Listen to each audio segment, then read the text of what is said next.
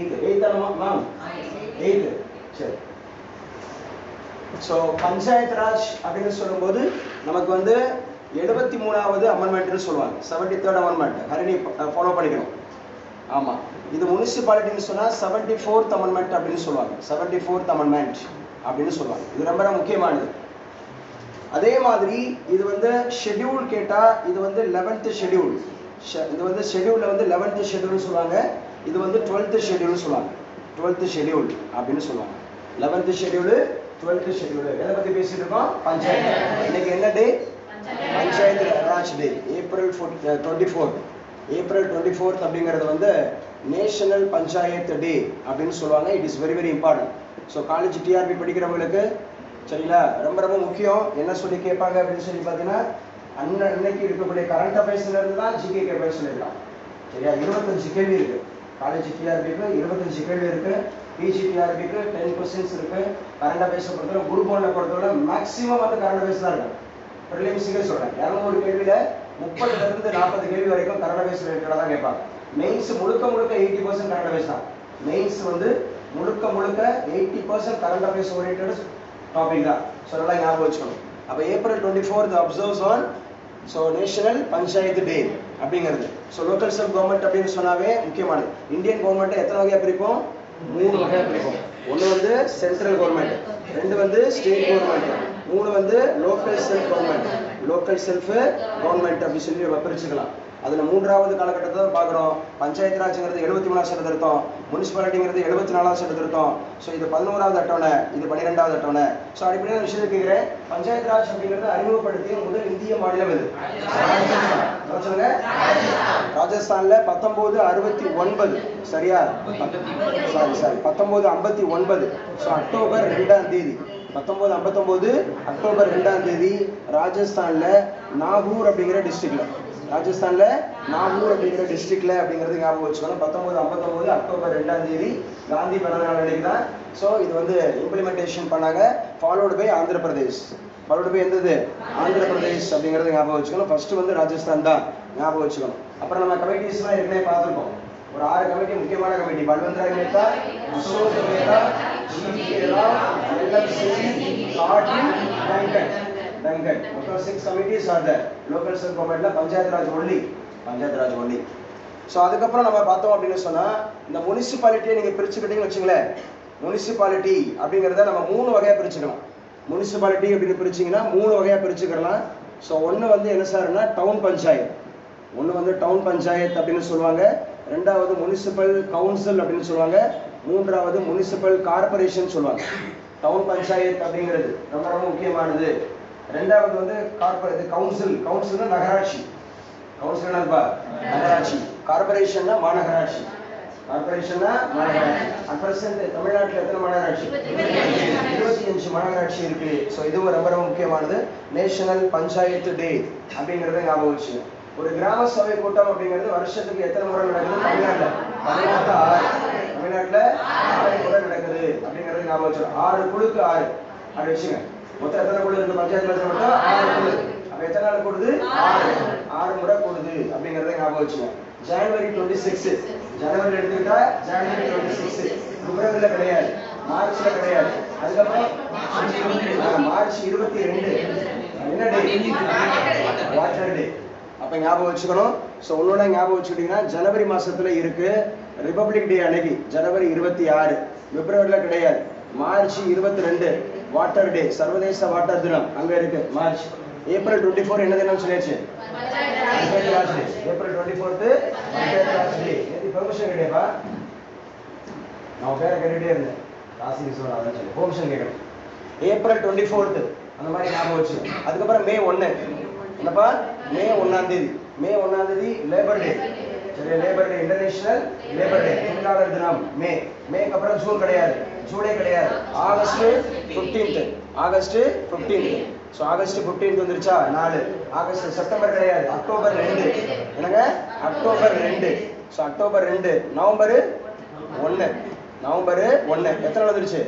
6 நாள் வந்துருச்சு. இந்த 6 நாள் தான் வந்து பார்த்தீங்கன்னா நம்ம இதில் 6 நாள் அப்படிங்கிறது தான் நம்ம இதில் என்ன பண்ணுறாங்க? ஸோ கிராம சபை கூட்டம் அப்படிங்கிறது நடத்துகிறாங்க இன் ஜென்ரல். அதே மாதிரி எவ்ரி மண்டே, சரியா? மண்டே என்ன நடக்கும்? குறை தீர்க்கும் நாள் அப்படின்னு சொல்லி நடக்கும். இந்த நாள் குறை தீர்க்கும் நாள் அப்படிங்கிறது கலெக்டர் ஆஃபீஸ்ல, தாலுகா ஆஃபீஸ்ல நடக்கும். எவ்ரி மண்டே அப்படின்றது இதெல்லாம் ஞாபகம் வச்சுக்கோங்க. பஞ்சாயத்து ராஜை பொறுத்தவரை பஞ்சாயத்து ராஜ் அப்படின்னு சொன்னாவே இது வந்து உள்ளார்ந்த வளர்ச்சி, இன்க்ளூஷன் அப்படின்னு சொல்லுவாங்க. ஸோ ஸ்டேட் கவர்மெண்ட்ல டேட் இன்னைக்கு 24ன்றனால நம்ம கூடுதல் விஷயம் பேசியிருக்கோம், பார்க்கலாம். இது முதல் பக்க செய்தியிலே கள்ளழகர் ஸோ என்ன பண்ணியிருக்கிறார் அப்படின்னு சொன்னா பச்சை பட்டு உடுத்தி. நானும் பிறந்ததுலேருந்து பார்க்குறேன், அதிகபட்சமாக பச்சை தான் உடுத்துறாரு. பச்சை பட்டு உடுத்தி அப்படிங்கிறது ஒரு ப்ராஸ்பரிட்டிக்காக, சரியா? ஒரு ப்ராஸ்பரிட்டிக்காக அந்த மாதிரி இருக்கிற விஷயம் எழுதி விஷயம். முஸ்லீம்களுக்கு எஸ்சி எஸ்டிக்கு இடஒதுக்கீடு பேசியிருக்கிறார் பிரதமர் மோடி. அதை பற்றி பேசுவோம். அவர் வந்து இப்போதான் தேர்தல் வாக்குறுதியில் சொல்றாரு, ஏற்கனவே இல்லாதது போல. ஆனால் என்ன சொல்ல வந்திருக்கிறாருன்னு பார்ப்போம். முஸ்லீம்களுக்கு எஸ்சி எஸ்டிக்கு இடஒதுக்கீடு, காங்கிரஸ் மீது பிரதமர் மோடி குற்றச்சாட்டு. காங்கிரஸ் மீது அப்படிங்கிறது பிரதமர் மோடி குற்றச்சாட்டு பண்ணியிருக்கிறார். என்ன சார் அப்படின்னு சொல்லி பார்க்கலாம். ஸோ வட மாநிலங்களில் ஹனுமன் அந்த மாதிரி இருக்கிற விஷயம். ராஜஸ்தான்ல டோங்க் அப்படிங்கிற ஒரு பகுதியில் பிரச்சாரத்தில் ஈடுபட்டிருக்கிறார். ஸோ மத அடிப்படையில் இடஒதுக்கீடு அப்படிங்கிறத குறித்து பேசியிருக்கிறாங்க.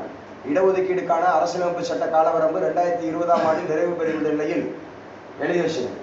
இடஒதுக்கீடு அப்படிங்கிறது வந்து 2020ல் முடிவு பெற்றது நிலையில இருந்துச்சு. அதை வந்து என்ன பண்ணியிருக்கிறார், once another 10 years it has been, சரியா, increased. ஸோ another 10 வருஷத்துக்கு 2020ஆம் ஆண்டில் முடிவு பெற இருந்த நிலையில 10 ஆண்டுகளுக்கு மேலும் நீட்டிப்பு செஞ்சிருக்கிறேன் அப்படின்னு சொல்றார். நீட்டித்தது. அதே மாதிரி கர்நாடகத்தில் எஸ்சி எஸ்டி பிரிவினரிலிருந்து பறித்து உருவாக்கப்பட்ட முஸ்லிம்களுக்கான இடஒதுக்கீட்டை பாஜக அரசு ரத்து செய்தது. என்ன சொல்றாங்கன்னா, முஸ்லீம்களுக்கு கொடுத்தது அப்படிங்கிறத எஸ்சி எஸ்டிலிருந்து தான் பறிச்சிருக்கிறாங்க அப்படிங்கிற மாதிரி அவர் ஒரு குற்றச்சாட்டு சொல்றாரு. அதே மாதிரி நான் அரசியலமைப்பு சட்டத்தை முழுமையாக புரிந்து கொண்டுள்ளேன். ஏன்னா ராஜஸ்தான் வந்து ஷெட்யூல் காஸ்ட் அதிகமாக இருக்கக்கூடிய ஒரு மாநிலம் ராஜஸ்தான். அதே மாதிரி அங்கே இருக்கக்கூடிய பஞ்சாப், ஹரியானா, ஏன்னா பஞ்சாப்ல இருக்கிறாரே ஒரு ஃபர்ஸ்ட் தலித் சிஎம் தான் இருக்குது. பகவத் மான் அப்படிங்கிறது he's from Dalit community. So இந்த மாதிரி இருக்கிறார், அங்கே ரொம்ப முக்கியமானது. அப்ப என்ன சொல்றாங்கன்னா, தலித் சமூகம் மற்றும் பழங்குடியினருக்கான இடஒதுக்கீடு முடிவுக்கு வராது என்பதோடு அதை மத அடிப்படையில் பிரிக்க ஒருபோதும் அனுமதிக்க மாட்டோம் அப்படிங்கிறத சொல்லியிருக்காரு. இடஒதுக்கீடு அப்படிங்கிறது ஒரு தனி சாப்டர், ரிசர்வேஷன் அப்படிங்கிறது ரொம்ப முக்கியமானது. அது இந்தியன் கான்ஸ்டிடியூஷன்ல, சரியா, நல்லா ஞாபகம் வச்சுக்கணும். ரைட் டு அப்படின்னு சொல்லக்கூடியது ஃப்ரீடம், ரைட் டு ஈக்குவாலிட்டியில, ரைட் டு ஈக்குவாலிட்டியில 16th ஆர்டிகிள்ல சொல்றாங்க. இந்த ஆர்டிகிள்ல 16th ஆர்டிகிள்ல தான் வருது. 16வது அந்த மாதிரி இருக்கக்கூடிய சட்டப்பிரிவு அப்படிங்கிறதா இடஒதுக்கீடை பத்தி சொல்லுது. அதனால உங்களுக்கு எல்லாருக்கும் தெரியும், all are equal before law, சட்டத்தின் முன் அனைவரும் சமம். 15 யாரையும் பாகுபடுத்தக்கூடாது. 15 யாரும் நோ டிஸ்கிரிமினேஷன். 15 no discrimination. 16ங்கிறதா ரிசர்வேஷன். 17ங்கிறது abolition of untouchability, eradication of untouchability. 18ங்கிறது அபாலிஷன் ஆஃப் டைட்டில்ஸ், பட்டங்களை ஒழிக்கணும் அப்படின்னு சொல்லி சொல்றாங்க. ஸோ இது ரொம்ப முக்கியமானது. அப்படியே நோட்ஸ் எடுத்துக்கிட்டே வாங்க. ஸோ இன்னைக்கு உண்டான கரண்ட் அஃபேர்ஸில் எதெல்லாம் முக்கியமானது அப்படிங்கிறத ஞாபகம் வச்சுங்க. பிரதமருக்கு எதிராக காங்கிரஸ், மதுரை வைகை ஆற்றில் எழுந்தருளினார் கள்ளழகர். ஸோ சைவமும் வைணவமும் கூடுது. பாதுகாப்பு பணியில் 7000 போலீசார். அழகரை வரவேற்ற வீரராகவ பெருமாள். பெருமாள் அப்படிங்கிறவர் உங்களுக்கு தெரியும், வைணவம் அப்படிங்கிறத ஞாபகம் வச்சுங்க. ஸோ ராமேஸ்வரம், பரமக்குடி, சிவகங்கை, மாநாதம் எல்லா ஊர்லேயும் வரும். ஏன்னா அங்கேருந்து அந்த வைகாறு எங்கெங்கெல்லாம் போகுதோ, மதுரையிலேருந்து வைகாறு போகிற இடத்துல பூரா கொண்டாடுவாங்க, சரிங்களா? இந்த இது வந்து பார்த்தீங்க அப்படின்னு சொன்னால், ஸோ அழகர் அந்த ஆற்றுல இறங்கக்கூடிய நிகழ்வு அப்படிங்கிறத ஞாபகம் வச்சுங்க. ஸோ ஆண்டாள் கோயிலில் வையாளி சேவை, வையாளி ஆண்டாள். ஸோ உங்களுக்கு தெரியும், ஆண்டாள் தான் ரொம்ப ரொம்ப முக்கியமானது. பெருமாளை திருமணம் அந்த மாதிரி செய்து கொள்ள ஆசைப்பட்டவங்க. ஸோ தான் சூடிய பிறகு அதை யாருக்கு சூட்டுவாங்க? பெருமாளுக்கு சூட்டுவாங்க, சரியா? பெருமாளுக்கு சூட்டுவாங்க. அதனாலதான் அவங்க என்ன பேர் கொடுத்த சுடற்கொடி, சூடி கொடுத்த நாச்சியார் திருமொழி யார் தான்? நாச்சியார் திருமொழி யார் தான்? ஆண்டாள் அப்படிங்கிறது. ஆண்டாள் யாருடைய வளர்ப்பு மகள்? ஸோ அப்ப பெரியாளருடைய வளர்ப்பு மகள் அப்படின்னு சொல்லுவாங்க. ஸோ ஆண்டாளை பற்றி கிருஷ்ணதேவராயர் எழுதிய நூலோட பேர் என்ன? அமுக்த மாளியா. என்ன மாளியா? அமுக்த மாளியா அப்படிங்கிறது ஆண்டாளை பற்றியது. ஒரே ஒரு பெண் ஆழ்வார். 12 ஆழ்வார்கள், 12 ஆழ்வார்கள்ல ஒன் அண்ட் ஒன்லி ஆழ்வார் அப்படிங்கிறது, பெண்ணாழ்வார் அப்படிங்கிறது ஆண்டாள். யாருடைய வளர்ப்பு மகள்? பெரியாழ்வார். ஸோ பெரியாழ்வார் அப்படிங்கிறது ஞாபகம் வச்சுங்க. பெரியாழ்வாரோட அந்த மாதிரி வளர்ப்பு மகள். முதல் ஆழ்வார்கள் எத்தனை பேர்? 3 பேர் ஞாபகம் வச்சுக்கணும். முதல் ஆழ்வார் 3 பேர் ஞாபகம் வச்சுக்கணும். ஸோ ஒன்று வந்து பார்த்தீங்க அப்படின்னு சொன்னா பொய்கை ஆழ்வார் ஆழ்வார் பொய்கை ஆழ்வார் ஆழ்வார் ஞாபகம் வச்சுங்க. ஆழ்வார்கள் அருளியது 4000 இது பாசுரங்கள் என்ற பேரு. பிரபந்தம் என்றால் நன்கு கட்டப்பட்ட, பிரபந்தம் என்றால் நன்கு கட்டப்பட்ட, அதான் பாசுரங்கள் அப்படின்னு சொல்லுவாங்க. இதைத்தான் வந்து நாதமுனிகள் தொகுத்தார். யார் தொகுத்தது? அப்படிங்கிறவர் தொகுத்திருக்கிறாரு. இதுவும் ரொம்ப ரொம்ப முக்கியமானது. இன்னைக்கு உள்ள கரண்ட் அஃபேர்ஸ்ல முக்கியமானது அப்படின்னு சொல்லி பார்த்துக்கோங்க. ஸோ என்னென்ன சார் கொடுத்துருக்குறாங்க அப்படி உங்களுக்கு தெரியும். ரத்தன் டாட்டா யாருங்க? அவரு ரத்தன் டாட்டா. இவர் தான் ஃபர்ஸ்ட் 1940 பம்பாய் திட்டம், பம்பாய் திட்டம் இருக்குல்ல. ஸோ அந்த டாட்டா பிர்லா, டாட்டாவும் இருக்கிறாரு பிர்லாவும் இருக்கிறார். ஞாபகம் வச்சுக்கணும். ஸ்டீல் இண்டஸ்ட்ரியில கலக்கினவர். அதுக்கப்புறம் பார், இவர் தான் இந்தியாவிலேயே முதல் விமானத்துல பறந்தவர். இந்தியாவிலேயே ஃபர்ஸ்ட் விமானத்தையும் அவன் வச்சிருந்தவர். மறுபடியும் அப்புறம் இந்தியா படிச்சது மறுபடியும் இவர்கிட்டே கொடுத்துச்சு. இவர்கிட்ட எங்களால பண்ண முடியல, இப்போ இன்டர்நேஷனல் மட்டும்தான் இருக்கு அவங்க வச்சுக்கிட்டது அப்படிங்கிறது. ஸோ ரொம்ப முக்கியமானது ரத்தன் டாட்டா. ஸோ எத்தனை கண்ட்ரீஸ்ல இருக்கு ரத்தன் டாட்டா. இவரை பத்தி சொல்லும்போது இதை நீங்க ஒரு மோட்டிவேஷனா எடுத்துக்கங்க. இவரோட லைஃப் ஸ்டைல் எப்படிலாம் இருந்துச்சு, ஸோ என்னென்ன வாங்கியிருக்கிறாரு, ஸோ இவர் என்னென்ன அவார்டு வாங்கியிருக்கிறார் அப்படிங்கிறத சொல்லியிருக்கிறாங்க. இவரோட எக்ஸலன்சிலாம் பார்த்துக்குங்க. ஸோ மொத்தம் awardees are from 5 countries, 13 countries. அதே மாதிரி 2 Nobel laureates among the awardees. So யார் யாருக்கெல்லாம் அந்த இது கொடுத்துருக்குறாங்க வச்சிருக்கிறாங்க. So overall so Ratan Tata உண்மையாகவே வந்து பார்த்தீங்க அப்படின்னு சொன்னால் பயங்கர எனர்ஜெட்டிக்கான ஒரு ஆள். ஆன்மீகம் என்பது தொண்டு. பொன்னம்பல அடிகளார் சொல்லியிருக்கிறார். ஸோ குன்றக்குடி அடிகளாரின் 29வது ஆண்டு குரு பூஜை விழா. குன்றக்குடி அடிகளார் நமக்கு பாடத்தில் வராரு. குன்றக்குடி அடிகளார் நமக்கு பாடத்தில் வராரு. ஸோ ஸ்ரீராமகிருஷ்ணர் பிளஸ் எபிரேயர் புகாரி அப்படிங்கிறதுல இருந்து நமக்கு கொடுத்துருக்குறாங்க. ஸோ ஓவரால் மகிவாளன்பட்டி யாரோட பிறந்தவர்? கணியன் பூமன்கார். மகிவாளன்பட்டி யாருடைய பிறந்தவர்? மகிவாளன்பட்டி எந்த மாவட்டத்தில் வருது? சிவகங்கை மாவட்டத்தில் தான் வருது. எந்த மாவட்டத்தில் வருது? சிவகங்கை மாவட்டத்தில் தான் வருது. மகிவாளன்பட்டி அப்படிங்கிறது வந்து யாதும் ஊரே கணியன் பூமன்கார் புறநானூர்ல எழுதின பாடல். புறநானூரோட அடியில் என்ன சொல்லுங்க? 4-40 அப்படின்னு சொல்லக்கூடியது. நல்லா ஞாபகம் வச்சுக்கணும். அந்த 4-40 அப்படிங்கிறது வந்து அகமா புறமா? அகம்பிரமா? புறப்பாட்டு, புறம் புறப்பாட்டு அந்த மாதிரிலாம் இருக்கக்கூடிய யாருக்கு? புறநானூறு. அடியில் என்னது? 4-40. அதிகமா பாட்டு பாடினவர் யாரு? கபிலர். அதிகமா பாட்டு பாடினது யாரு? கபிலர் பண்ணியிருக்காரு. பெண்பார் புலவர்ல ஔவையார். பெண்பார் புலவர்ல யாரு? ஔவையார் அப்படிங்கிறது. நேற்று டெஸ்ட் அடிச்சிங்களா? சரியா வந்து யூனிட் 8ல 10 பாட்டு 8 தொகை அப்படிங்கிறது 7ஆம் வகுப்பு 2ஆம் முழு பருவமும். ஸோ முழு பருவமும் 2வது முறை ரிப்பீட் ஆயிருக்கு. இந்த 15 நாள் நம்ம ஸ்பெசிபிக் பிளான் 165 கொஸ்டின்ஸ் சேலஞ்சில் மறுபடியும் நம்ம சொல்லியிருக்கிறோம் அப்படிங்கிறத ஞாபகம் வச்சுங்க. மறுபடியும் சொல்லியிருக்கிறாங்க. சரியா? வேற இன்னைக்கு உண்டான கரண்ட் அஃபேர்ஸ்ல எழுதி வச்சுங்க. இல்லம் தேடி கல்வி முக்கியம். இல்லம் தேடி கல்வி இது கண்டிப்பாக கேட்பாங்க. ஸோ தமிழ்நாட்டோட முக்கியமான திட்டங்கள்ல இல்லம் தேடி கல்வி, வீடுகளுக்கே போய் மாணவர்களை தயார்படுத்துறது, அடிப்படை கல்வி கொடுக்கறது.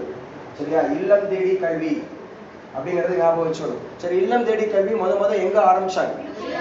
விழுப்புரத்துல முதலியார் குப்பத்துல. எழுதி வச்சுக்கணும் தெரியாதவங்க. இல்லம் தேடி கல்வி அப்படிங்கிறது விழுப்புரம் முதலியார் குப்பம். ஸோ விழுப்புரம் முதலியார் குப்பம் அப்படிங்கிறது ஞாபகம் வச்சுக்கணும். விழுப்புரத்துல முதலியார் குப்பம் அப்படிங்கிறதுல தான் இது தொடங்கி வச்சாங்க அப்படிங்கிறது ஞாபகம் வச்சுங்க. ஸோ இதுவும் ரொம்ப ரொம்ப முக்கியமானது அப்படிங்கிறத பார்க்கலாம். ஸோ அடுத்தாப்புல என்ன சார் கரண்ட் அஃபேர்ஸ்ல? சித்தர் முத்துவடுகநாதர் கோயில் பால்குட விழா. முத்துவடுகநாதர் அப்படின்னு சொன்னாவே யாருடைய கணவர்? ஒரு பக்கம் நம்ம வேலு நாச்சியார் பார்க்கிறோம். 1772 காளையார் கோயில் போர் நடந்தது. முக்கியமா அவர் கொல்லப்பட்டார் என்பதை ஞாபகம் வச்சுங்க. ஸோ சித்தர்களில் முதன்மையான சித்தர் யாரு? திருமூலர். என்ன சொல்லுங்க? 18 சித்தர்களில் முதன்மையான சித்தர் யாரு? திருமூலர். திருமூலர் எதை இயற்றினாரு? திருமந்திரம். திருமந்திரம் அப்படின்னு சொல்லி எத்தனாவது திருமுறை? 10ஆம் திருமுறை. என்ன சொல்லுங்க? 10ஆம் திருமுறை அப்படிங்கறது ஞாபகம் வச்சுக்கணும். 10ஆம் திருமுறை. அப்ப தமிழ் 3000 என்று சிறப்பிக்கப்படும் நூல் அது திருமந்திரம். ஏன் அவ்வாறு சிறப்பிக்கப்படுது? 3000 வருஷம் வாழ்ந்திருக்காரு திருமூலர். எத்தனை வருஷம் வாழ்ந்திருக்காரு? 3000 வருஷம் வாழ்ந்திருக்கிறார் அப்படிங்கிறத சொல்லியிருக்காங்க. எழுதி வச்சுங்க. பருவமழை தலைப்பு எழுதுங்க. பருவமழை. பருவமழை கணிப்பு அப்படிங்கிறத போட்டிருக்கிறாங்க. பருவமழைங்கிறது இந்தியா பொறுத்தவரை 2 பருவமழை தான். ஒன்று south west monsoon. South west monsoon தென்மேற்கு பருவமழை. தென்மேற்கு பருவமழைன்னு சொல்லுவாங்க. இன்னொன்று north east monsoon. North east மான்சூன்ன்றது வடகிழக்கு பருவமழைன்னு சொல்லுவாங்க. வடகிழக்கு பருவமழை. சவுத் வெஸ்ட் அப்படின்னு சொன்னாவே ஜூன் டு செப்டம்பர் அப்படிங்கிறது இருக்கும். ஸோ இது தென்மேற்கு பருவமழை. இதுதான் இந்தியாவுக்கு 65% மேலே மழை தருகிறது. சரியா? 65 to 70, 65லேருந்து 70% வரைக்கும் தென்மேற்கு பருவமழை மூலமாக தான் இந்தியா பயனடைகிறது. ஸோ நார்த் ஈஸ்ட் மான்சூன் அப்படின்னு சொன்னாவே இது அக்டோபர் டு டிசம்பர். அதிகமாக இதில் ஒரு கேள்வி கேட்பாங்க, அதிகமாக சைக்ளோன் ஃபார்ம் பண்ணக்கூடிய மான்சூன் எதுன்னு கேட்பாங்க. அதிகமாக சைக்ளோன் ஃபார்ம் பண்ணுறது, புயல்களை உண்டாக்கக்கூடிய பருவமழைன்னு கேட்டால் நார்த் ஈஸ்ட் மான்சூன். என்ன மான்சூனுங்க? நார்த் ஈஸ்ட் மான்சூன் அப்படிங்கிறத கேட்பாங்க. இந்த சைக்ளோன் அப்படின்னு சொல்லக்கூடிய அந்த புயலுக்கு பேர் வைக்கக்கூடிய நாடுகள் அப்படின்னா 8 நாடுகள். 2000 ஆரம்பிச்சு 2004 இம்ப்ளிமெண்டேஷன் ஆச்சு. 2004 இந்த புயலுக்கு பேர் வைக்கக்கூடியது 2000ங்கிறத ஞாபகம் வச்சுக்கணும். ஸோ 2004 அப்படின்னு செயல்பட ஆரம்பிச்சது ஞாபகம் வச்சுக்கணும். ஸோ 8 countries, 8 நாடுகள் அப்படிங்கிறத ஞாபகம் வச்சுக்கணும். 8 நாடுகள் அப்படிங்கிற சமீபத்திய புயல்களோட பேர் தெரிஞ்சு வச்சுக்கணும், அதோட அர்த்தம் தெரிஞ்சு வச்சுக்கணும். சமீபத்திய புயல்கள், அதோட பேரு, அதோட அர்த்தம், அது வைத்த நாடு, எந்த நாடு வச்சிருக்கிறாங்க அப்படிங்கிறத பார்த்துக்கணும். சரியா? அப்போ என்ன சொல்லியிருக்கான்? கேரளத்தில் ஜூன் 1ஆம் தேதி தென்மேற்கு பருவமழை வழக்கத்தை விட அதிகமாக மழைப்பொழிவை தரும்னு சொல்றாங்க. வழக்கத்தை விட அதிகமான மழைப்பொழிவை தரும்னு சொல்றாங்க. அந்த ஜூன் டு செப்டம்பர் தான் இந்தது. ஸோ கண்டிப்பாக இருக்கும் அப்படிங்கிறது சொல்லக்கூடியது. தென்மேற்கு பருவமழைன்னு சொன்னாவே மொத்த இதில் 70% நமக்கு மழைப்பொழிவை தருகிறது. 70% அப்படிங்கிறது மழைப்பொழிவை தருகிறது அப்படிங்கிறது வேளாண்மைக்கு ரொம்ப உகந்தது. ஸோ வேளாண்மைக்கு அப்படிங்கிறது உகந்தது இந்த பருவமழை தான். தென்மேற்கு பருவமழை குடிநீர் தட்டுப்பாடு அதை தீர்த்து வைக்குது. ஜூன் மாத தொடக்க பருவமழை காலத்தில் அதிகமாக தண்ணீரை உறிஞ்சு நெல் பயிரிடப்படுகிறது. எழுதி வச்சுங்க. ஸோ நெல் உற்பத்திக்கு அதிகமாக சவுத் வெஸ்ட் மான்சூன் தான். ஸோ நெல் உற்பத்தி அப்படிங்கிறத ஞாபகம் வச்சுக்கிறோம். ஸோ நெல் உற்பத்திக்கு ரொம்ப ரொம்ப முக்கியமானது. அதே போல் பஞ்சாப், ஹரியானா, உத்தரப்பிரதேச மாநிலங்களில் ஸோ என்ன சார் அப்படின்னா இந்த கிணற்று பாசனம் அப்படிங்கிறதுக்கு நிலத்தடி நீர் மட்டம் உயர்வதற்கும், குறிப்பாக கோதுமை, கடுகு இதெல்லாம் பருவமழையை தான் நம்பி இருக்கு. கோதுமை, கடுகு இதெல்லாம் பருவமழையை தான் நம்பி இருக்கு. ரொம்ப ரொம்ப முக்கியமானது. ஸோ எதை சார் அப்படிங்கிறத ஞாபகம் வச்சுங்க. வான் சிறப்பு முக்கியமான ஒரு அதிகாரம். மழை வேண்டி திருவள்ளுவர் எழுதின ஒரு முக்கியமான அதிகாரம் வான் சிறப்பு. கண்டிப்பாக திருக்குறள்ல இருந்து கொஸ்டின்ஸ் அதிகமாக வருது. தமிழ்லையும் சரி, யூனிட் 8லையும் சரி. தமிழ்லையும் யூனிட் 8லையும் திருக்குறள் சம்பந்தமாக வருது. வான் சிறப்பு அப்படிங்கிற அதிகாரத்திலிருந்து எழுதியிருக்கிறார் திருவள்ளுவர் அப்படிங்கிறத ஞாபகம் வச்சுங்க. வானின்று உலகம் வழங்கி வருதலால் தான் அமிர்தம் என்று உணரப்பாற்று அப்படின்னு சொல்றார். மழை பெய்ய உலகம் வாழ்ந்து வருவதால் மழையானது உலகத்து வாழும் உயிர்களுக்கு எல்லாம் அமிர்தம் என்று உணரத்தக்கதாகும். இப்ப மழை என்னன்னு சொல்றாரு? அமிர்தம் சொல்றாரு. மனுஷனுக்கு மட்டுமா? உலகில் உள்ள எல்லா உயிர்களுக்கும் அமிர்தம் போன்றது அது மழை அப்படின்னு சொல்றாரு. சரியா? மாமலை போற்றுதும் சிலப்பதிகாரம் மழை அப்படின்றது ஞாபகம் வச்சுக்கணும். ரொம்ப ரொம்ப முக்கியமானது. இந்த கேள்வியை ஞாபகம் வச்சுங்க. என்ன சொல்லியிருக்காங்க இன்னைக்கு உண்டான கரண்ட் அஃபேர்ஸ்ல இதுவும் முக்கியமானது.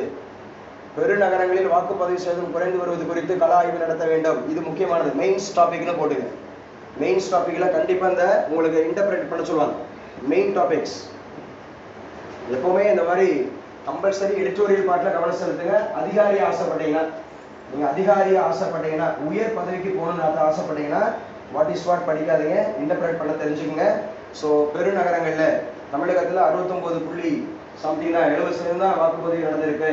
குறிப்பாக அந்த மெட்ரோபாலிட்டன் சிட்டிஸ்ல வாக்கு சதவீதம் குறைஞ்சிருக்கு. இதை பத்தி நீங்க என்ன கருத்து சொல்லு அப்படின்னு ஒரு சொன்னாங்கன்னா நீங்க பார்க்கணும். ஸோ புரிஞ்சுட்டு பண்ணுங்க.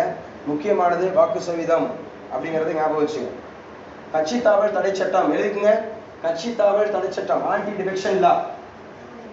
ஆன்டி டிஃபெக்ஷன் லா அப்படிங்கிறது எந்த பார்ட்ல வருது?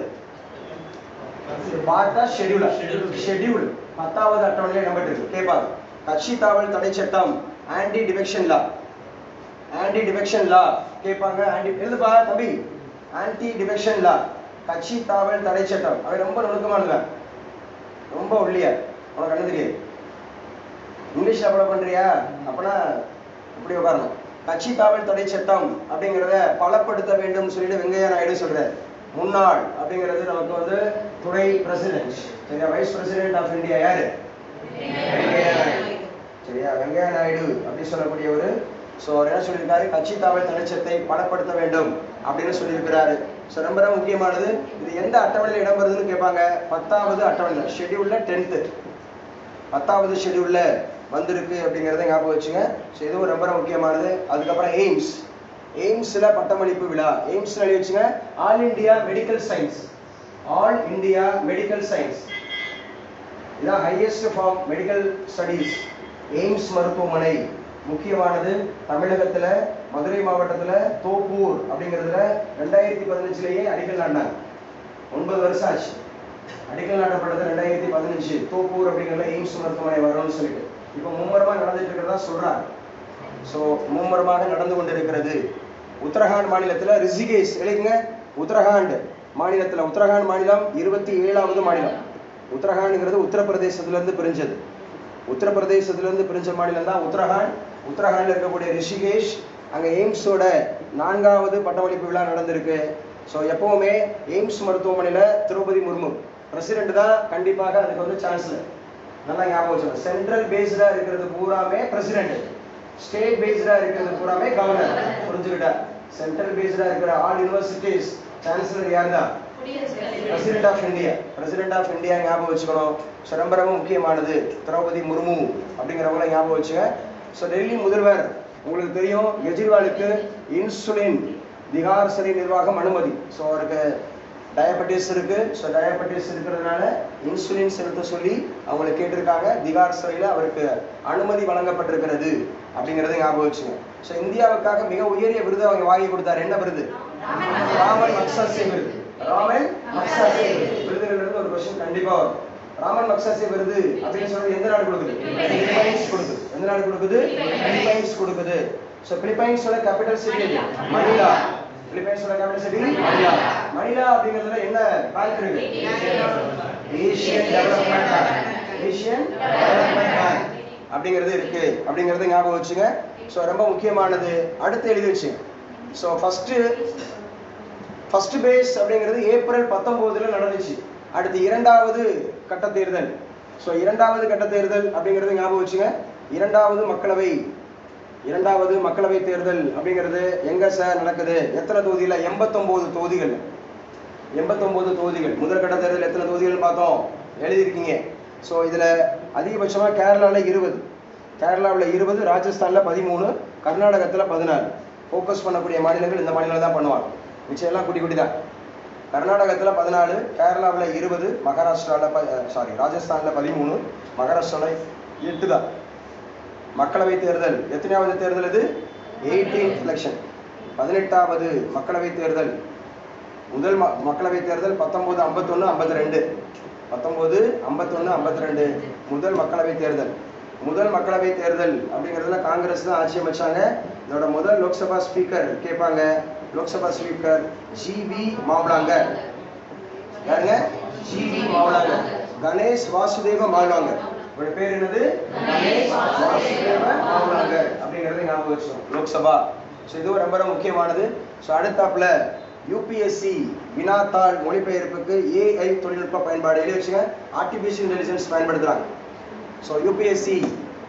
யூபிஎஸ்சியோட டிரான்ஸ்லேஷன் மொழிபெயர்ப்புக்கு ஏஐ அப்படிங்கிற தொழில்நுட்பத்தை பயன்படுத்துறாங்க. உயர்நீதிமன்றம் யோசனை கொடுத்துருக்கு. மனுஷன் நம்மள சரியா. யூபிஎஸ்சி எக்ஸாம் அப்படின்னு சொன்னாவே 8வது அட்டவணை. அது 22 மொழிகள். ஏன்னா 8வது அட்டவணையில 22 மொழிகள் அப்படின்னு சொன்னாவே 8வது அட்டவணை எழுதிங்க. 8 ஷெட்யூல். 8 பார்த்துருக்கோம், 10 பார்த்துருக்கோம், 11 பார்த்துருக்கோம், 12 பார்த்துருக்கோம் ஷெட்யூல்ல. 8வது ஷெட்யூலாவே லாங்குவேஜஸ், நேஷனலைஸ்டு லாங்குவேஜஸ், தேசியமயமாக்கப்பட்ட மொழிகள். 8வது அட்டவணைன்னு சொன்னாவே தேசியமயமாக்கப்பட்ட மொழிகள். 22 மாநில மொழிகளிலும் கொடுக்கணும். ஏன்னா முன்னாடி என்ன இருந்துச்சுன்னு சொன்னா ஒன்லி இங்கிலீஷ் அண்ட் ஹிந்தி தான். இன்னைக்கும் நெட் எக்ஸாம்ஸ்னாலும் அதே தான், இங்கிலீஷ் ஆர் ஹிந்தி. அப்ப ஹிந்தி அவன் தமிழ் மொழி அவனுடைய தாய் லாங்குவேஜா போயிரு, மதர் டங்கா போயிருது. எல்லாம் அவன் ஈஸியா புரிஞ்சுக்குவான். நம்ம இங்கிலீஷ்ல கொஞ்சம் டிரான்ஸ்லேட் பண்ணி படிச்சு பார்க்கணுன்ற மாதிரி.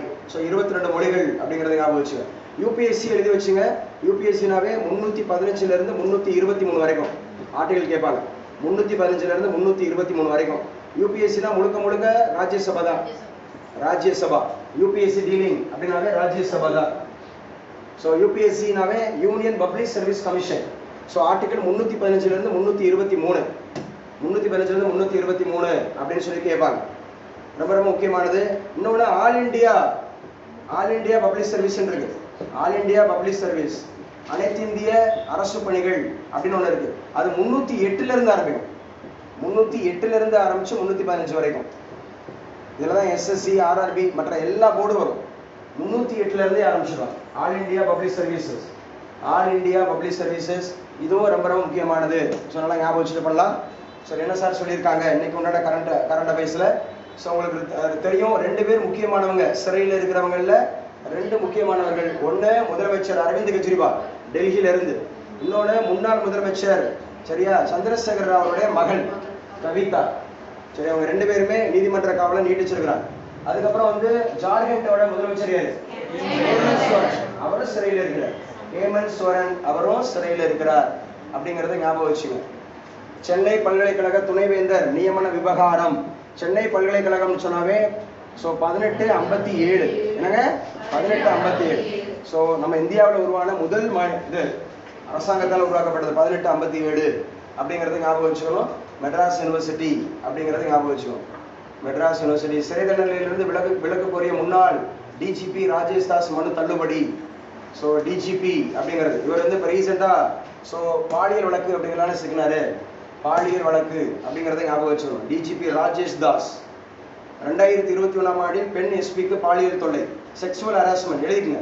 2021 இதெல்லாம் வந்து மெயின்ஸுக்கு தேவைப்படும். மெயின்ஸுக்கு உங்களுக்கு ஸ்டாட்டிக்காக எழுதுறதுக்கு இந்த மாதிரி ஒரு வழக்கு வந்துச்சு சரியா. வேலையே பயிரை மேய்வது போல் அரசு அந்த மாதிரி இருக்கக்கூடிய உயர் அதிகாரி அங்கே இருக்கக்கூடிய அதிகாரியை பாலியல், அது எஸ்பிஏ. ஒரு ஐபிஎஸ் பாஸ் பண்ண லேடி, ஒரு ஐபிஎஸ் பாஸ் பண்ண லேடிக்கே இங்கே பாதுகாப்பற்ற ஒரு சூழல் அப்படிங்கிறத பார்க்க முடியுது. அப்போ இந்தியாவில் பெண்களுக்கு எதிரான அநீதிகள் அதில் எழுதணும் மெயின்ஸுக்கு. பெண்களுக்கு injustice on women, injustice on women இதெல்லாம் முக்கியமான ஸ்டாட்டிக் ரெக்கார்ட். நல்லா ஞாபகம் வச்சுக்கணும். பில்கிஸ் பானு விவகாரம் அதெல்லாம் நீங்கள் மென்ஷன் பண்ணணும். பில்கிஸ் பானு விவகாரத்தை மென்ஷன் பண்ணணும் சரியா. அதே மாதிரி நிறைய கொலை வழக்குகள் இருக்கு. நந்தினி கொலை வழக்கு அதெல்லாம் நீங்கள் எழுதணும். எந்தெந்த கொலை வழக்குகள் பெண்களுக்கு எதிரான அநீதிகள் அப்படிங்கிறத எழுதணும். ஸோ முக்கியமானது ராஜேஷ் தாஸ் அப்படிங்கிறது. ஸோ எந்த மாநிலத்தில் 25,000 பேரை வந்து நியமனம் செல்லாதுன்னு அறிவிச்சாங்க? வெஸ்ட் பெங்கால். 25,000 ஆசிரியர்கள் நியமனங்கள் ரத்து வழக்கு, தலைமைச் செயலருக்கு உயர்நீதிமன்றம் எச்சரிக்கை. ஸோ சீஃப் செக்ரட்டரி அப்படிங்கிறதுக்கு வந்து உயர்நீதிமன்றம் எச்சரிக்கை கொடுத்துருக்குறாங்க. பேருந்துகளில் தானியங்கி கதவு விவகாரம் தமிழக உள்துறை செயலர் பதவி ஓகே. திண்டுக்கல் விருதுநகர் ரயில் நிலையங்களில் தேவையில்லை. மலைப்பகுதி. ஸோ 3 சிறுமிகளை பாலியல் வன்கொடுமை செய்த ஆட்டோ ஓட்டுநருக்கு 25 எழுதி வச்சுங்க. இதுவும் ரொம்ப ரொம்ப முக்கியமானது. 3 சிறுமிகளை ஸோ போக்சோ ஆக்ட் அப்படிங்கிறத எழுதி வச்சுக்கணும். 25 ஆண்டுகள் சரி. நேத்திக்கு ஒருத்தருக்கு 45 ஆண்டுன்னு பார்த்தோம். 49 சார் 49 இயர்ஸ் 25 ஆண்டுகள். போக்சோ ஆக்ட் எந்த வருஷம் சொன்னோம்? நல்லா ஞாபகம் வச்சுங்க. 2012. ஸோ 2012 போக்சோ ஆக்ட் கண்டிப்பாக கேட்பாங்க. 2012 போக்சோ ஆக்ட் அப்படிங்கிறது ஞாபகம் வச்சுங்க. ஸோ இன்னைக்கு ஒன்றான கரண்ட் அஃபேர்ஸில் தமிழ்நாட்டில் மத எதிர்ப்புக்கு இறையாண்மைக்கு எதிரானது எடப்பாடி பழனிசாமி. தொல்காப்பியரின் பிறந்த தினம் எழுதி வச்சுங்க. தொல்காப்பியருடைய பிறந்த தினம் அப்படின்னாவே இப்போ ஏப்ரல் 23. தொல்காப்பியர் அவருடைய பிறந்த தினம் ஏப்ரல் 23. தொல்காப்பியர் யாருடைய மாணவர்? அகத்தியரோட மாணவர். அகத்தியரோட மாணவர்கள் மொத்தம் எத்தனை? 18 பேர். தொல்காப்பியர் இயற்றியது எது? தொல்காப்பியர். 3 இலக்கணம் சொல்றது எது? தொல்காப்பியர். 3 அதிகாரத்தை உடையது எது? தொல்காப்பியர். 27 இயல்களை கொண்டது எது? தொல்காப்பியர். ஒரு அதிகாரத்துக்கு எத்தனை இயல்கள்? 20 இயல்கள் அப்படிங்கிறது. அப்ப தொல்காப்பியர் கூறும் நல்லுலகம் அப்படிங்கிறது என்னென்ன? 5 அந்த மாதிரி இருக்கக்கூடியது ரொம்ப ரொம்ப முக்கியமானது. தொல்காப்பியர் பிறந்த தினத்தை ஒட்டி சென்னை காமராஜர் சாலையில மெரினா கடற்கரையில் அவருக்கு சென்னை பல்கலைக்கழக இணைப்பு கட்டட வளாகத்தில் அவரது சிலைக்கு கீழே ஸோ மரியாதை செலுத்தப்பட்டிருக்கிறது அப்படிங்கிறத ஞாபகம் வச்சுங்க. எழுதி வச்சுங்க. தமிழ் வளர்ச்சித்துறை இயக்குனர் அருள். தமிழ் வளர்ச்சித்துறை இயக்குனர் ஒரு ஸ்டேட் லெவல் இம்பார்ட்டன்ட் போஸ்ட்ல இருக்கவங்கள தெரிஞ்சு வச்சுக்கணும். தமிழ் வளர்ச்சித்துறை, தமிழ் வளர்ச்சித்துறை, தமிழ் டெவலப்மெண்ட் டிபார்ட்மெண்ட்.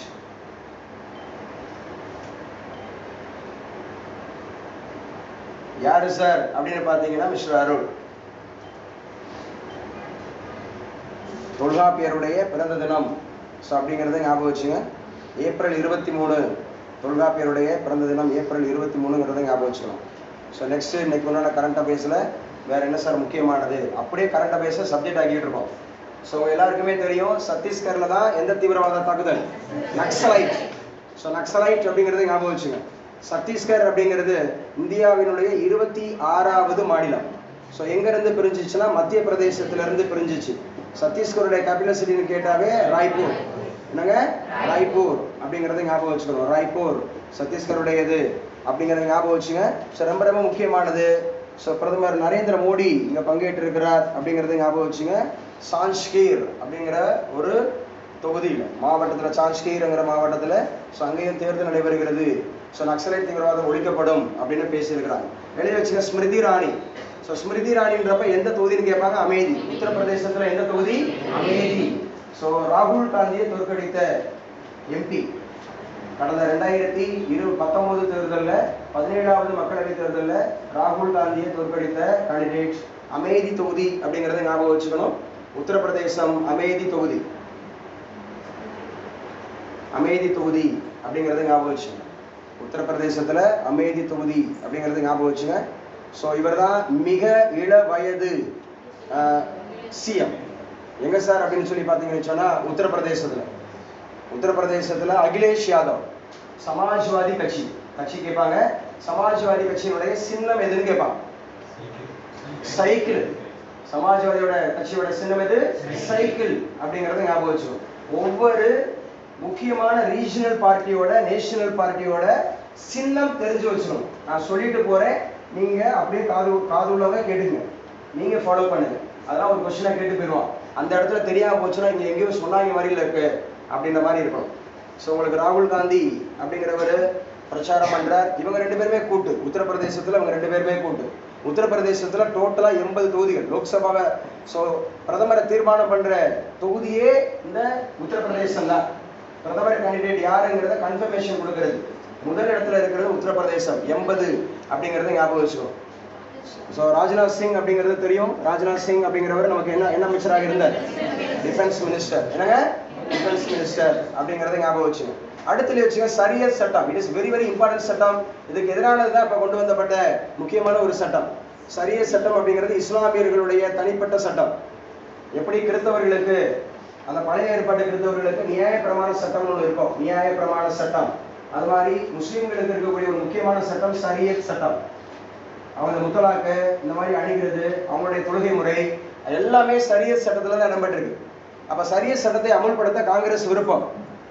ஷரியத் சட்டத்தை அமுல்படுத்த காங்கிரஸ் விருப்பம். அரசியல் பேசுற, ஏன்னா இந்துக்கள் மெஜாரிட்டியா இருக்கிறதுனால. ஷரியத் சட்டம்ங்கிறது ஏற்கனவே இல்லாத மாதிரி, இது புதுசா வர மாதிரி. இஸ்லாமியர்கள் எப்போதுமே கடைபிடிக்கக்கூடிய ஒரு சட்டம் தான் என்ன சட்டம், ஷரியத் சட்டம். இதுக்கு எதிராக கொண்டு வரப்பட்ட சட்டம் தான் என்ன சட்டம், சிஏஏவா? முத்தலாக்கும் கிடையாது. என்னது, யூனிஃபார்ம் சிவில் கோட். பேசுங்க. அப்படின்னா என்னது, பொது சிவில் சட்டம். ஷரியத் சட்டம்லாம் அப்ப செல்லாம போயிடும். இங்க இருக்கக்கூடிய இந்தியர்கள் எல்லாருக்கும் ஒரே சட்டம் தான். மத சம்பந்தப்பட்ட விஷயத்தை நீ கடைபிடிக்க கூடாதுன்னு, மத சம்பந்தப்பட்டது நீ கடைபிடிக்க கூடாது அப்படின்னு சொல்லிடுவான் ஷரியத் சட்டம். அப்படின்னா நீங்க உண்மையா புரிஞ்சுக்கிட்டீங்கன்னு சொன்னா, சோ இப்போ அவங்க என்ன அணிகிறது தடைன்னு சொல்லிட்டு கர்நாடகால சொன்னா என்னது, ஹிஜா. பர்தான்னு சொல்லக்கூடாது, ஹிஜா. அந்த உடையோட பேர் என்ன, ஹிஜா. அப்படி ஹிஜாப் அணிகிறது தடை அப்படின்னு சொன்னா, நீங்க காவி உடை அணிகிறது தவறுதான், அது அடையாளப்படுத்துது. நீங்க பூணூல் போடுறது தவறுதான், அது உங்களை அடையாளப்படுத்துது. ஆமாவா இல்லையா? ஒரு மதத்துல ஒரு விஷயத்தை, ஏதோ ஒரு விஷயத்த நீங்க தடை பண்றீங்கன்னா, அவங்க சார்ந்ததை தடை பண்றீங்கன்னு சொன்னா, மற்ற எல்லா மதத்திலையும் ஏதோ ஒரு விஷயம் இருக்குன்னு சொன்னா, அப்ப சீக்கியர்கள் கொண்டை வச்சுக்கிறது தவறுதான், சரியா? அவர் கத்தி வச்சுக்கிறது தவறுதான், அவர் காப்பு போடுறது தவறுதான். ஏதோ ஒன்று அடையாளப்படுத்துறோம், நம்ம மத ரீதியா அடையாளப்படுத்துறோம், தவறா வரும். ஒரு யோகி ஆதித்யநாத் எப்பவுமே எதுதான் இருப்பாரு, காவி ஒன்றுதான் இருப்பாரு. அப்ப ஒரு முதலமைச்சர் இந்திய அரசியலமைப்பு சட்டத்தை மீறுறாரு. பார்த்தா ஒரு தனி, அவர் ரெப்ரசன்டேட்டிவா இருக்கும்போது, ஒரு ரெப்ரசன்டேட்டிவா ஒரு மாநிலத்தினுடைய முதலமைச்சரா இருக்கும்போது காவி உடை அணிவது அப்படின்னு சொல்லுது.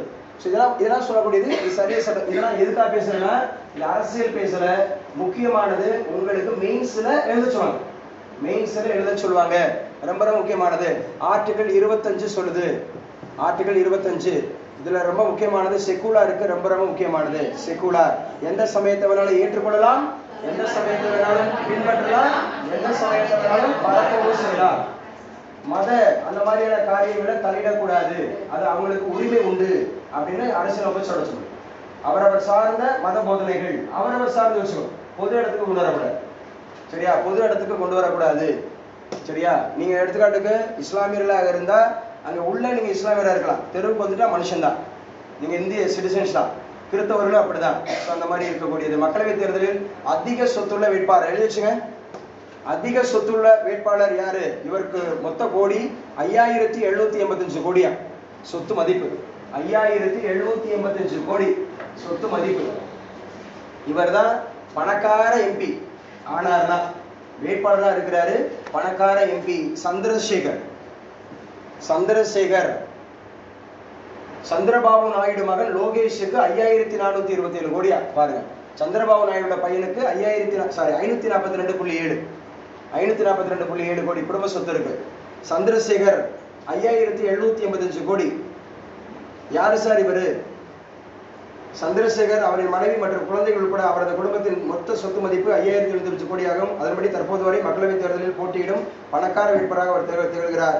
சந்திரசேகருக்கு 2448 கோடி சொத்துகளும், அவரது மனைவிக்கு 2343 கோடி சொத்துகளும், குழந்தைகளின் பேர்ல ஒரு 1000 கோடி சொத்துகளும் இருப்பதாக தெரிவிக்கப்பட்டுள்ளது.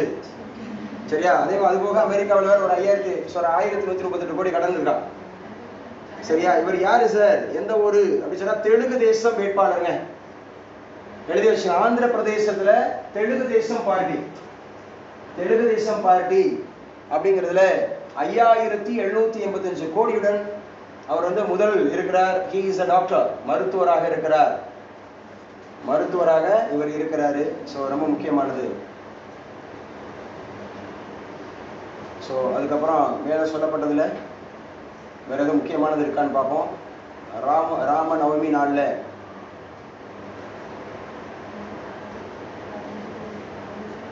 சரிய சட்டம் நம்ம பேசியாச்சு.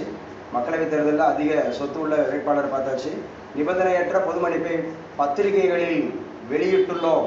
ஸோ இவரை உங்களுக்கு தெரியும். ஸோ ராம்தேவ் எதோடது? பதஞ்சலி அப்படிங்கிறது.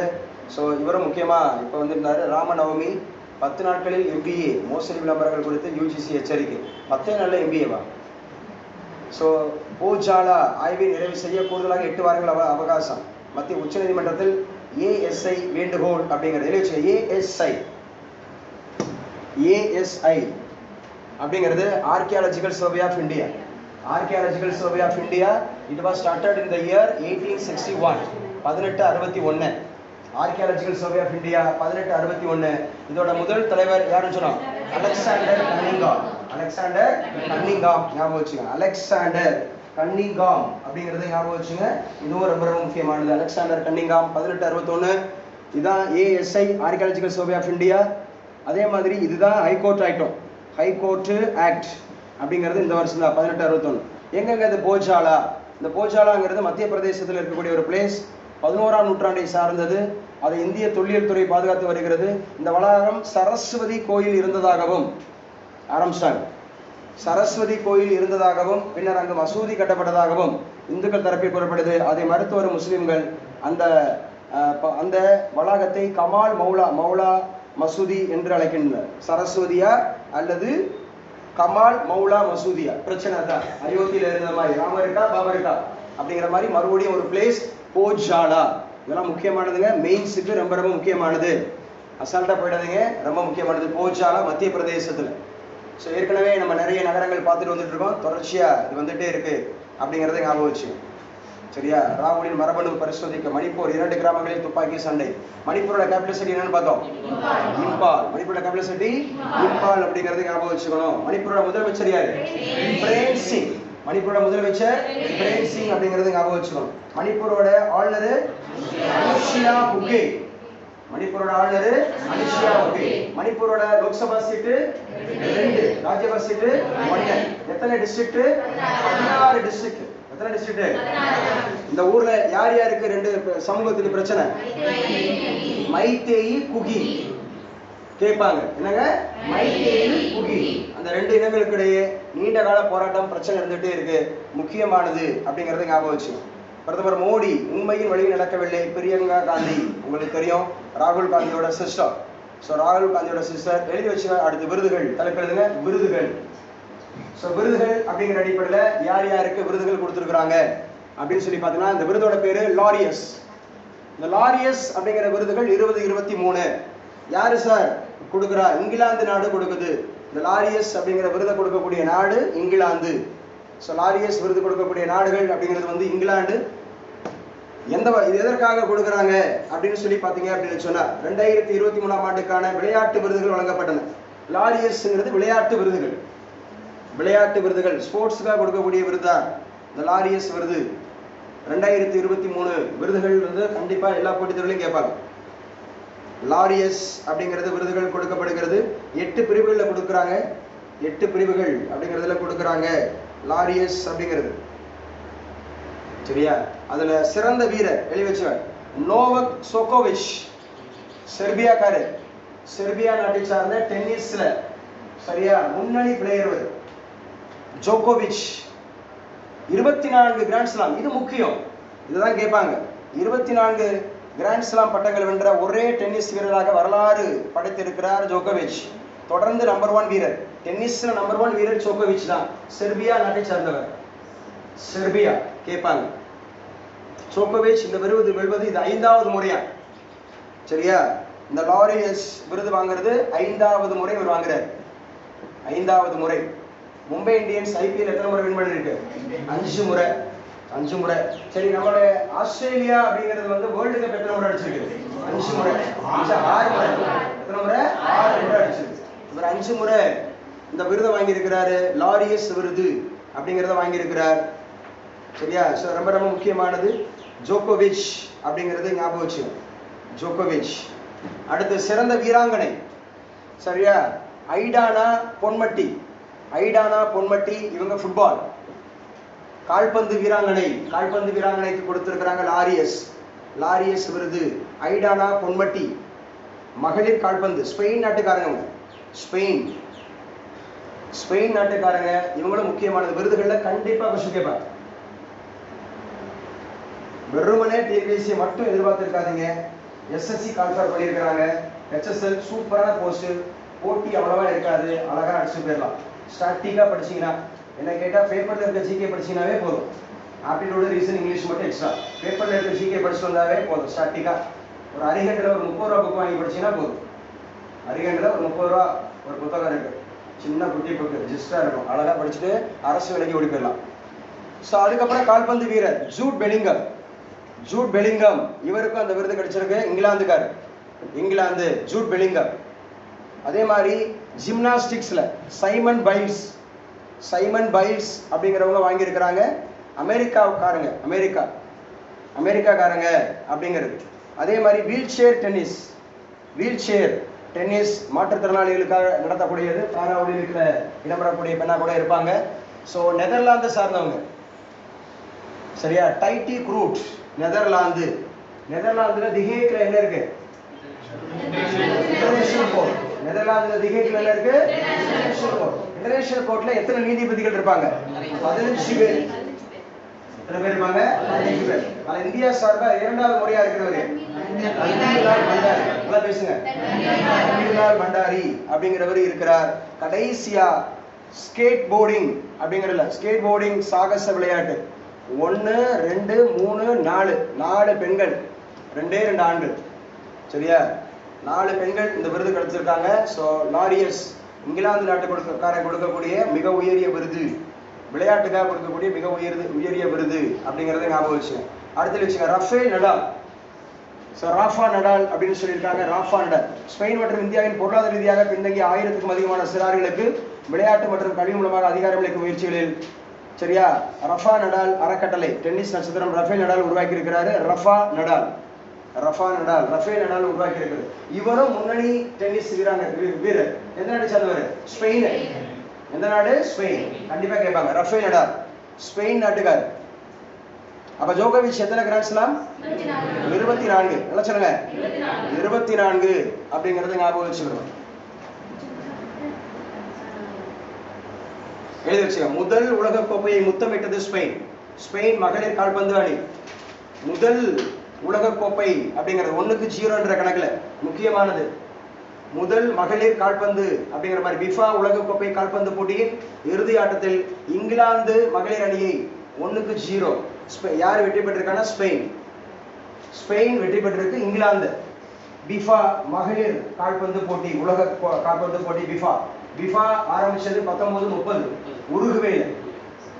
பிஃபா அப்படிங்கிறது ஆரம்பிச்சது 1930 உருகுவே தான் சாம்பியன்.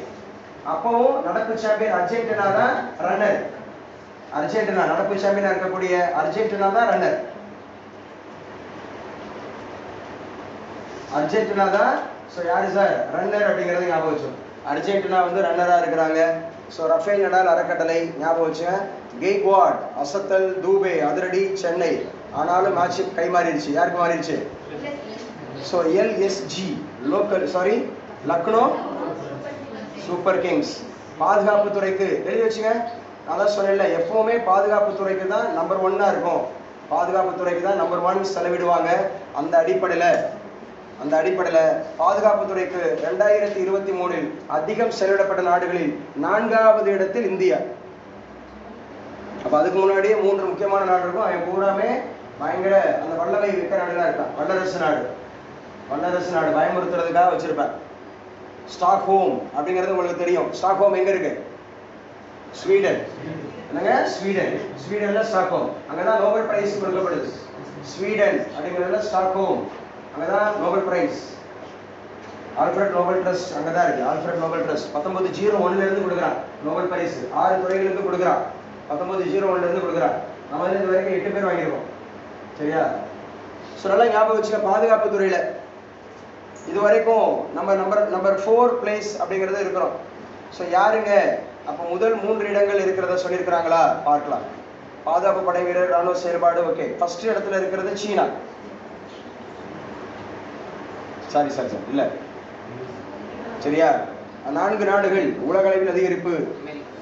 ஃபர்ஸ்ட் எங்க பாருங்க?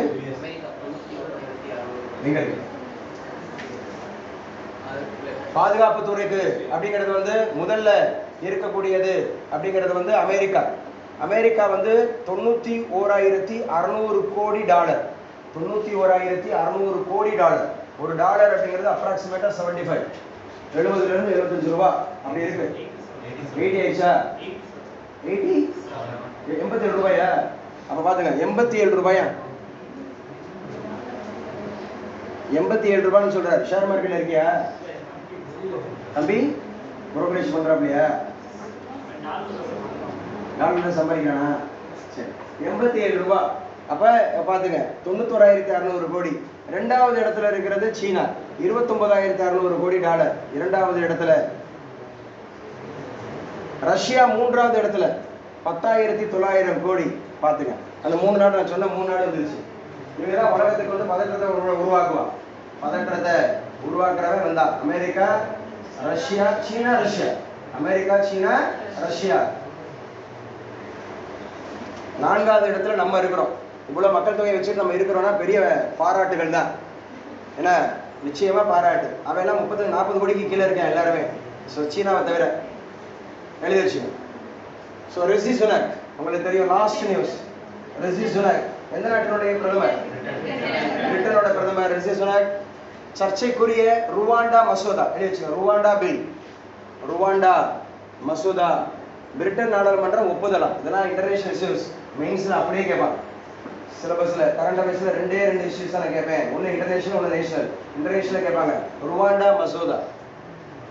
பிரிட்டனுக்கு உரிய ஆவணங்கள் இன்றி வரும் அகதிகளை ருவாண்டாவுக்கு நாடு கடத்துவதற்கான சர்ச்சைக்குரிய மசோதா. எங்க ஊருக்கு நீங்க யாராவது நீங்க அன்அபிஷியலா வந்தீங்கன்னா நான் உங்களை எந்த ஊருக்கு அனுப்பிடுவேன்? ருவாண்டாவுக்கு நாங்க அனுப்பிடுவோம் அப்படின்னு யார் முடிவு பண்ணியிருக்கா? பிரிட்டன் ரிஷி சுனக் முடிவு பண்ணியிருக்காரா? சரி, இது ஆகவே என்னது ஆகவே அவர் இல்ல, அந்த நாடு சட்டமன்றம் அப்படிங்கறத ஞாபகம் வச்சு. சட்டமன்றம் முடிவு பண்ணிருக்கு. அவங்களுடைய நாடாளுமன்றத்தின் தாய்னாவே யார் தான்? இங்கிலாந்து தான். நாடாளுமன்றத்தின் தாய்னா யார் தான்? இங்கிலாந்து தான் அப்படிங்கறத ஞாபகம் வச்சுங்க. தொலைவிட இஸ்ரேல் இலக்கில் ஹிஸ்புல்லாக்கள் தாக்குதல். ஹிஸ்புல்லா தீவிரவாதம் அப்படிங்கிறது ரொம்ப முக்கியமானது. ஏமன்ல இருக்கு, ஈரான்ல இருக்கு, சிரியால இருக்கு. பொதுவாகவே ஹிஸ்புல்லாக்கள் சரியா தங்கள் எல்லையிலிருந்து வெகு நீண்ட தொலைவில் உள்ள இஸ்ரேல் ராணுவ நிலை மீது லெபனான் வெளியே வச்சுங்க. லெபனான் தான் அவரோட தாயகம். ஹிஸ்புல்லாஹோட தாயகம் அப்படின்னாவே லெபனான். லெபனான் தாக்குதல் நடத்திருக்கு, ஹிஸ்புல்லாக்கள் தாக்குதல் நடத்திருக்கிறாங்க. அக்டோபர் 7ஆம் தேதி முத ஹமாஸ் அடிச்சிச்சு. ஹமாஸ் இது வரைக்கும் 34,189 பேர் செத்துருக்கிறாங்க. 34,183 செத்துருக்காங்கல்ல, கொல்லப்பட்டிருக்கிறாங்க. அதே மாதிரி உக்ரைன் கார்கிவ் தொலைக்காட்சி கோபுரம் தகர்ப்பு உக்ரைன். ரொம்ப முக்கியமானது சமீபத்திய போர்கள் அப்படின்னு கேட்டா நம்ம முக்கியமா ஞாபகம் வச்சுக்க வேண்டியது ரஷ்யா உக்ரைன். முதல் நடையிலப்ப Russia Ukraine, it is also very very important. அதோடு கூட ரொம்ப முக்கியமானது Israel and Palestine, Israel and Iran, Israel and Iran. இப்ப Israel and Lebanon, Israel and Lebanon. அப்ப ஹிஸ்புல்லாக்கள் எந்த ஒரு லெபனான் சொல்லுங்க. ஹவுதிக்கள் எந்த ஒரு ஹவுதிக்கள் ஈரான், ஈரான் கிடையாது ஏமன். ஆதரவு தான் ஈரான், ஆதரவு தான் ஈரான்.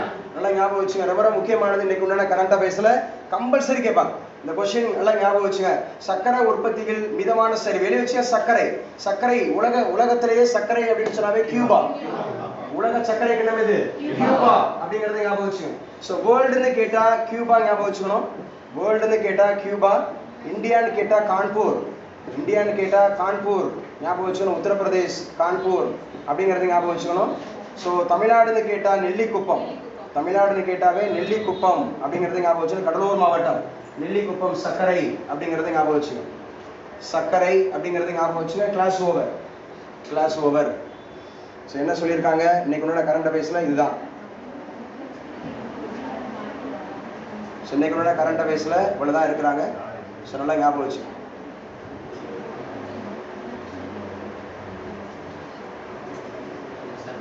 திருமாங்கல்யம் கட்டிக்கொண்ட திருநங்கைகள் சொல்றாங்க. ஸோ அவ்வளவுதான், சரியா? ஸோ ஓகே, இன்னைக்கு உண்டான கிளாஸ் போகும். சர்க்கரை உற்பத்தி கான்பூர், கான்பூர் வந்து உத்தரப்பிரதேஷ். இந்தியாவில் அங்கதான் சர்க்கரை ஆராய்ச்சி மையமே இருக்கு. சர்க்கரை ஆராய்ச்சி மையம் உத்தரப்பிரதேசத்துல கான்பூர். தமிழ்நாட்டில் வந்து நெல்லிக்குப்பம், தமிழ்நாட்டில் வந்து நெல்லிக்குப்பம் அப்படிங்கிற பிளேஸ்ல இருக்கு. தமிழ்நாட்டில் வந்து நெல்லிக்குப்பம் அப்படிங்கிற பிளேஸ்ல இருக்கு. இது எப்படிப்பா close. So current affairs over. So இன்னைக்கு உண்டான டெஸ்ட்ல ரொம்ப முக்கியமானது நல்லா ஞாபகம் வச்சுங்க.